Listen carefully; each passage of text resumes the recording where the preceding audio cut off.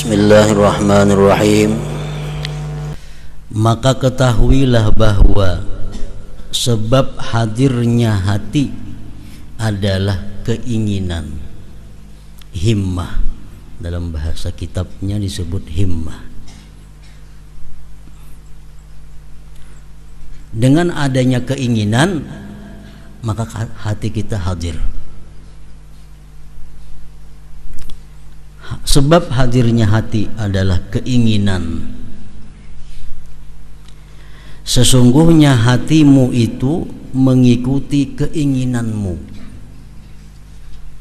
Hati kita mengikuti apa yang kita inginkan, apa yang kita idam-idamkan, apa yang kita pentingkan.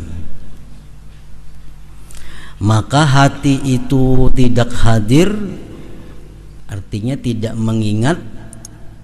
Hati tidak mengingat kecuali pada sesuatu yang kamu inginkan.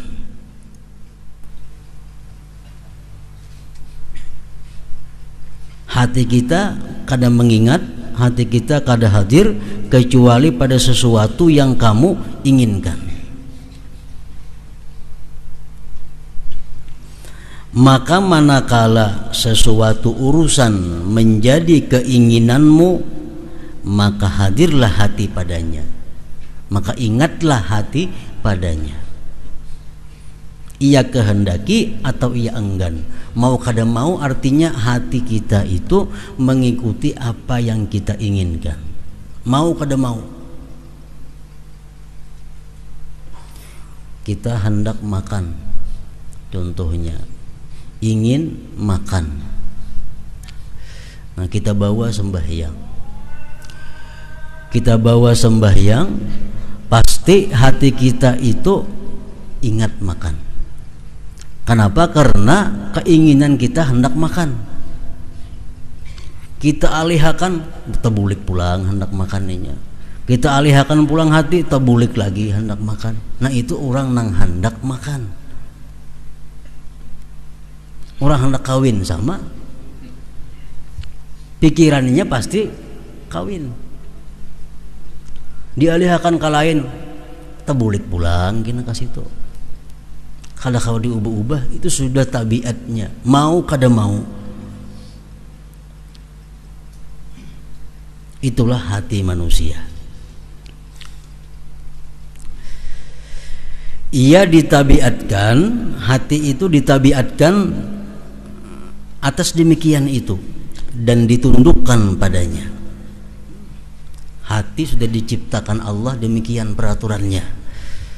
Selalu ingat apa yang diingin, selalu ingat apa yang dikehendaki, selalu ingat apa yang diidam-idamkan.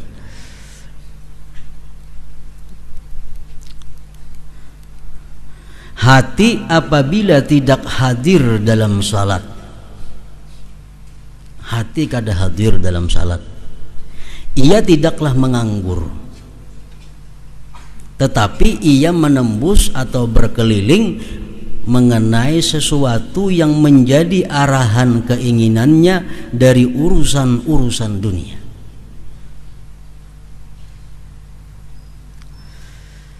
Nah, jadi sebab hati itu bisa hadir, keinginan. Karena hati kadang-kala terlepas daripada keinginan. Apa yang kita inginkan, hati ingat. Apa yang kita idamkan, hati ingat. Nah, jadi sebab hadirnya itu hati adalah keinginan. Maka tidak ada cara dan pengobatan bagi penghadiran hati kecuali dengan memalingkan keinginan kepada salat. Kayak apa hati supaya hadir dalam salat itu? Caranya adalah kapinginakan dulu kita kepada salat. Nah, kapinginakan kepada salat. Inginkan hati kita kepada salat. Sedangkan keinginan itu tidak terpaling kepadanya selama tidak jelas bahwa tujuan yang dicari itu tergantung dengannya. Demikian itu adalah iman dan tasdik, pembenaran bahwa akhirat itu adalah lebih baik dan lebih kekal, dan bahwasanya salat adalah wasilah perantara kepadanya. Kayak apa hati supaya ingin lawan salat? Sedangkan biasanya hati ini ingin kepada sesuatu yang sifatnya kenyataan. Hati kita ini kepingin hendaknya sesuatu nang jelas, nang kelihatan, nang bisa dijangkau, nang bisa dinikmati, nang bisa dipakai. Nah sekarang kayak apa hati kita supaya kepingin salat? Nah itu membutuhkan iman dan yakin. Nah apa yang diimani, nah apa yang diyakini bahwa surga itu lebih baik daripada dunia dan tidak bisa ke surga kecuali salat. Nah itu jalannya. Kalau iman kita kuat, yakin kita kuat bahwa surga itu kada bisa dicapai kecuali dengan salat. Nah maka diri kita kepingin kepada salat. Bila kita kepingin kepada salat, bisa menghadirkan hati di dalam salat. Selama kita masih berpikir bahwa keadaan dunia ini lebih menggiurkan daripada keadaan akhirat, selama kita masih berpikir bahwa duit 100.000 itu berharga daripada surga, kita kada akan bisa menghadirkan salat di dalam hati kita waktu salat itu. Nah ini membutuhkan iman dan keyakinan. Jadi kita kaji dahulu apa gunanya salat, supaya kita ini bujur-bujur kepingin lawan salat itu. Nah, kita kaji tentang salat. Umpamanya ada hadis yang mengatakan as-salat imaduddin, sembahyang tiang agama. Barang siapa sembahyang berarti mendirikan agama. Siapa kada sembahyang berarti hadamaddin, merubuhkan agama. Itu pentingnya salat. Ada lagi hadis yang mengatakan barang siapa nanti di akhirat salatnya diterima oleh Allah, amalan yang lainnya ikut diterima. Kalau salatnya tidak diterima oleh Allah, yang lainnya pun rubuh. Kita kaji tentang gunanya salat, tentang pentingnya salat, supaya hati kita ini ingin dengan salat itu. Bila hati kita ingin dengan salat, bisa kita hadir hati di dalam salat itu. Nah itu membutuhkan iman, keyakinan tadi. Lain kayak makanan. Nah makanan itu terasa nyamannya, terasa manisnya, terasa lezatnya, kita kepingin. Nah kalau kita hendak makan, karena kita sudah tahu, sudah jelas makanan itu nyaman, menghilangkan lapar dan sebagainya. Lalu hati kita hadir kepada makanan itu. Nah, sedangkan sembahyang ini kenikmatannya di akhirat kayaknya.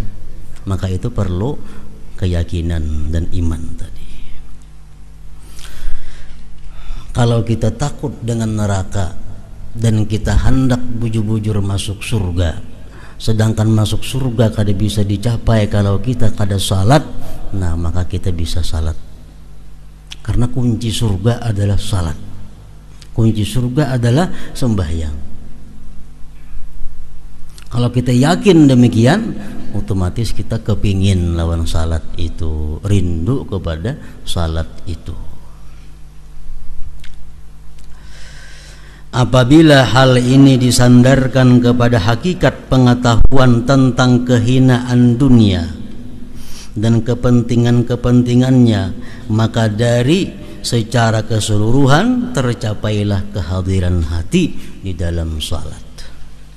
Kalau kita sudah bisa meletakkan bahwa akhirat itu lebih daripada dunia, lebih mulia, lebih kekal, lebih lezat, lebih segala-galanya daripada dunia, itu sudah jadi keyakinan kita, tercapailah kehadiran hati di dalam salat itu.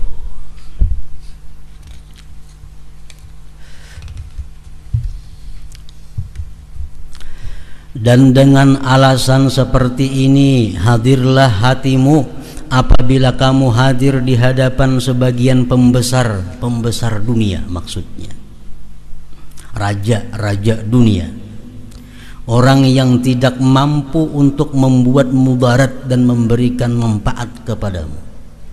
Ini perbandingan. Kalau kita misal berada di hadapan bupati atau di hadapan presiden, kita berada di hadapan beliau itu, kita kada ingat lagi segala-galanya. Kita kada ingat lagi rumah kita kada ingat lagi toko kita, kada ingat lagi kebun kita, kada ingat lagi anak kita, bahkan rasa sakit yang di awak pun kada terasa lagi. Kenapa? Karena fokus perhatian kita itu menghadapi sang presiden ini. Padahal presiden itu kada bisa memberikan manfaat dan mudarat kepada kita. Jadi kalau kita bisa hadir hati di hadapan seperti itu, nah macam itu contohnya. Apabila seorang hamba tidak dapat hadir hatinya ketika munajat dengan maharaja dari seluruh raja-raja yang di tangannya kerajaan bumi dan kerajaan langit, mulki dan malakut, kemanfaatan dan kemudaratan, maka janganlah kamu mengira bahwa itu mempunyai sebab selain lemahnya iman. Kalau kita di hadapan pembesar dunia, duduk di hadapan sidin, kita bisa melupakan segala-galanya karena hati kita hadir di hadapan presiden. Begitu kita sembahyang, hati kita kada hadir bersama Allah. Hati kita ingat macam-macam. Kada ada sebab lain itu melainkan lemahnya iman. Lemahnya iman. Nah, jelas sudah penyakitnya itu berarti. Maka bersungguh-sungguhlah sekarang dalam menguatkan iman itu.